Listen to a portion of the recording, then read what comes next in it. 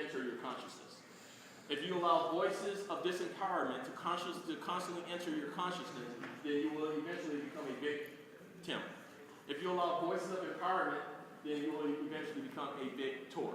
Okay? So it's really important for you to understand, and this is basically how that works. This is why it's really important to hold a vision that's really powerful for yourself. It's very important to do that. Now, you guys were here earlier when I did my presentation earlier. You guys heard me talk about the success triangle, right? Yeah, that was awesome. You remember the 3 angles on the success triangle? What are the 3 angles on the success triangle? Technical know-how. Okay, technical know-how is one of them, right? What is technical know-how? The how-tos. That's the how-tos, exactly. Your internal communication. Internal communication, very good. And external communication, very good, okay? Now here's the deal. We talked about that the key to being able to eliminate community, destroy your alarm clock, fire your boss, and earn at least $20,000 or more a month for the rest of your life is to be in a situation to where you master all 3 of these angles. You want to master all 3 of these angles. I came to this conclusion after all kinds of people were asking me, Jerry, this is after I retired. Thank you, Scott. All kinds of people asked me after I retired, because I retired when I was 26 years old. I had earned my first million, so I had a stack of money, right? And I'm a young kid, 26 years old. And what are you supposed to do when you retire? You're supposed to travel around the world. So I traveled around the world. You're supposed to go to the beaches of the world. So I'm traveling around the world, going to all these different beaches, sitting out there drinking virgin Mai Tais, virgin. Because I don't drink alcohol, right? So I was drinking virgin strawberry daiquiris and all that. And I had the little umbrella in there so people would think it's real. And, I'm sitting there out there in the hot sun, right? Soaking up, acting like I'm supposed to get a suntan. Right? Knowing I had no business out there in that hot sun, right? I had no business out there. But I thought that's what you're supposed to do. So what ended up happening is people start calling me and said, Jerry, can you come and train my people? Because, I'm in this direct sales company, or this network marketing company, and we heard about your success. A lot of people have heard about you and your success, and I want to know if you can come in and just share with my people some of the things that, work for you. And I would say, no, I'm retired. I got more beaches to visit. I'm not crispy enough.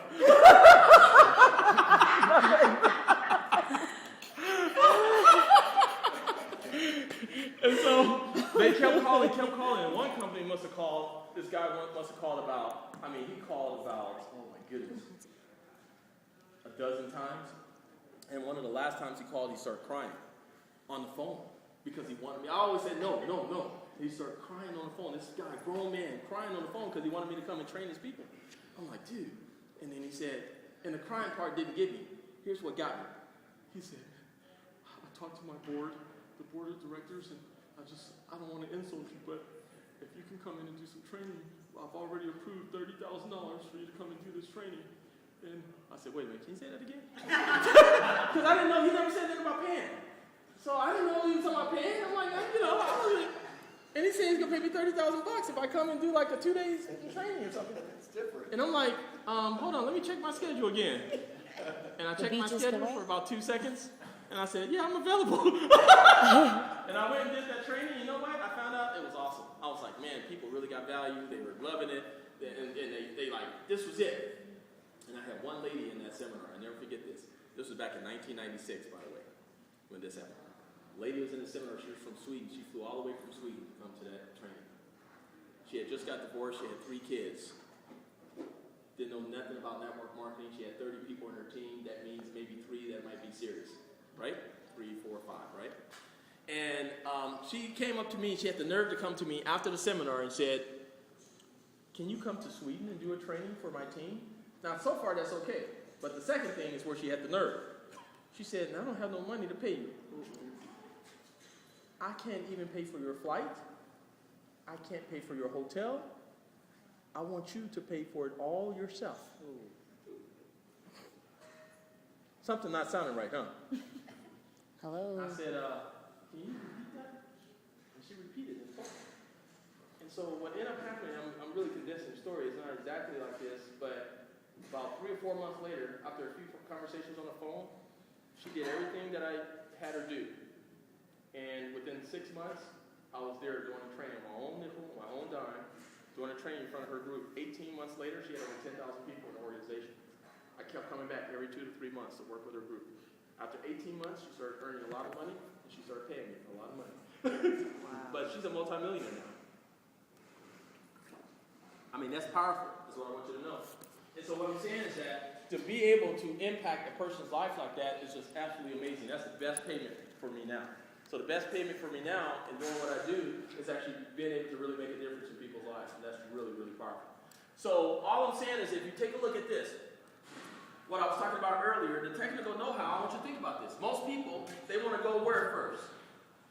They want to go to the technical know-how first, right? They figure if they can go to the technical know-how and if they can learn what to do, that should be enough. And what they don't realize is that just learning what to do is not enough. It's not going to be enough in regards to getting them to do it. This is why the internal communication is absolutely critical. Because your internal communication is what's going to assist you in being able to move forward to be able to do the technical know-how. Because if you can't get yourself to do this consistently, then you're never going to master it.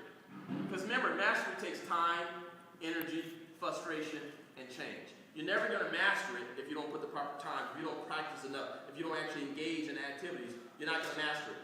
And the internal communication is typically what prevents people from mastering it.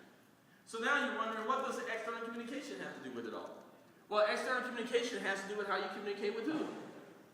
With others, right? Are we talking about that? Okay, now the one thing that you want to understand in regards to that is you want to understand that as it relates to communicating with others, let's say that you're actually getting yourself to do the action.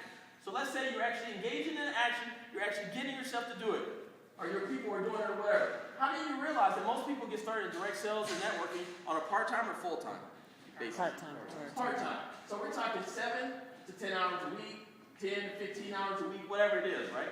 How many think it would be important for people to be able to maximize every moment that they put into the business? How many think that would be important? Maximize every moment. The only way you're going to do that is by mastering this external communication. So you want to understand people. I think I heard some of you said that you were in Cedric's breakout session, and he told you a little bit about personality styles. Behavioral styles, personality styles, this is absolutely critical for you to understand people. So if you want to be more effective at understanding people, here's why you want to understand people. Here you are, okay? So you're right here, and you have over here, what's this? People, exactly. Glad you identify some of them. Okay? We call this the marketplace. Okay? So this is the marketplace. Now, how many of you realize that there's a lot of people out there in the marketplace, true? But how many of you also realize that a lot of those people are not going to want anything to do with what you have to offer? But some of the people will want to have something to do with what you have to offer, true? So there's something you want from some of these people in the marketplace. What do you want from them? Money. Money, very good. Okay, yeah, you want take some of that on. What's another word for money too? Value, right? So you want the marketplace to give you value in the form of money. Now, in order for you to get money from the marketplace, what do you think is important for you to give them? Value. Exactly, value. So one of the keys to you really being successful, remember I was talking about how to get rich, but I didn't go into it? But really, the way to get rich is to understand that if you can learn how to present a value proposition to the marketplace, while you understand there's a certain group of the marketplace that's going to have a higher propensity to want to exchange value with you, and if you learn how to connect with those people through your value proposition, you're going to have a higher percentage of these people willing to give you value back. But see, the value got to flow to them first before they're typically going to give you value back. Is that true?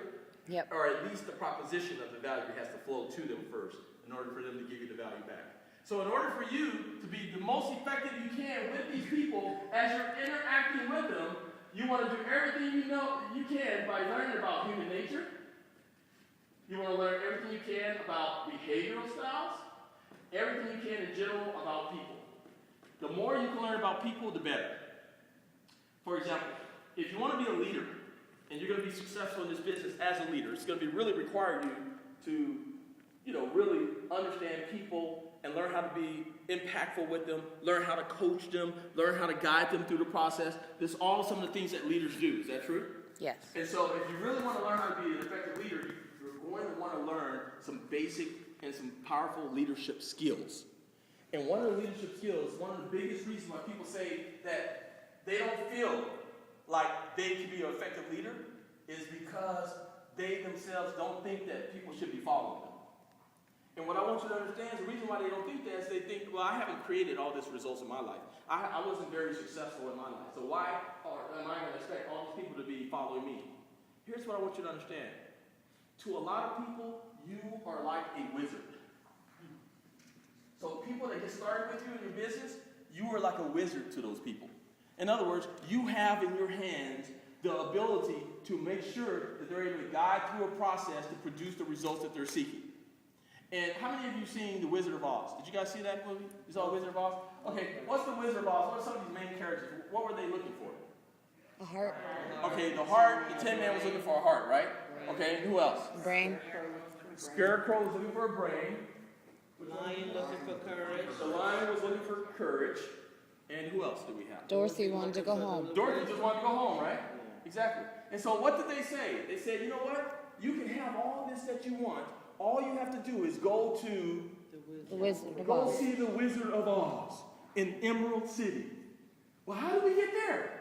All you got to do is follow the Yellow Brick Road.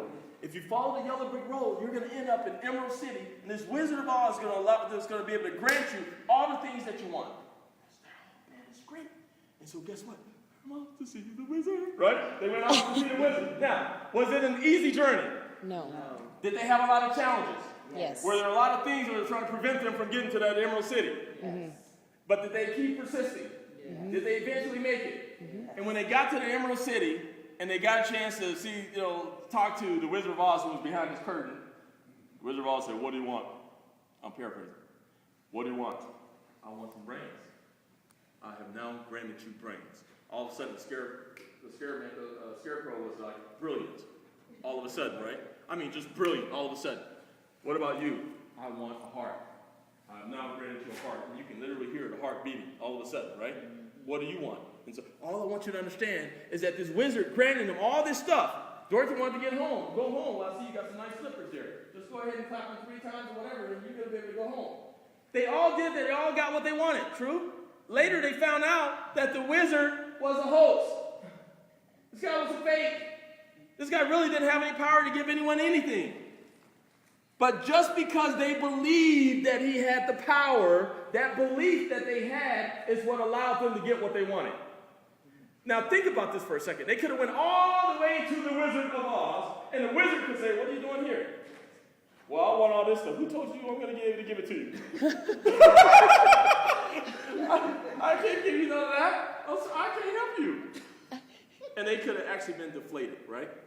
And just not been able to get what they wanted. But the wizard actually said, hey, look, okay, that's what you want? I'm going to give it to you. You come all the way over here to get that? Someone told you I can give it to you? Great, you got it. And all of a sudden they had it. What I want you to understand as a leader, no matter what you've been through, no matter how much money you've made, none of that matters. All that matters is that you are willing to be a wizard for someone else. And what I want you to know is that you can literally grant people the ability to do magical things in their lives. You literally got the power to be able to grant. 10? 15? Okay. Do you guys all understand that? Yeah. It's the same way with your kids. How many of you got kids? Do you understand that you were the wizard in their lives? Mm-hmm. If you didn't understand that concept, you may have messed them up more than anything else. That's true. If you tell your kids, oh, you're no good, why come you're clumsy? Why come you're always doing it? But guess what? They're always going to be clumsy. They're going to get more clumsy, as a matter of fact. Right? And a lot of times it's just the way the reason why a lot of kids are clumsy is because you basically communicate with them in a way that has no other choice for them but to be clumsy. Don't spill the milk. In order for not to spill the milk, they got to think about what it means to not spill the milk. So now they're thinking about spilling the milk. They probably will. And they end up spilling the milk. And I told you! You're clumsy! Yes, because they just got this directive from this wizard.